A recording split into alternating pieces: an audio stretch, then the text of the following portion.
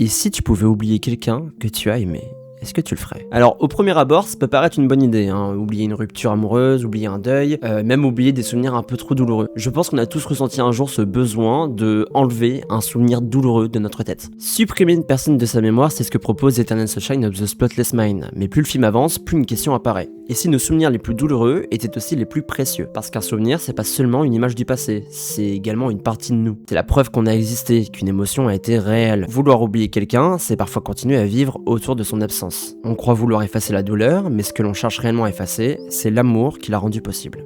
Et au moment où Joël voit tous ses souvenirs disparaître, il ne pense plus à ce qu'il veut oublier. Il comprend enfin ce qu'il est sur le point de perdre. Parce qu'on ne mesure presque jamais la valeur d'un souvenir quand on le vit. On le mesure surtout quand on est sur le point de le perdre.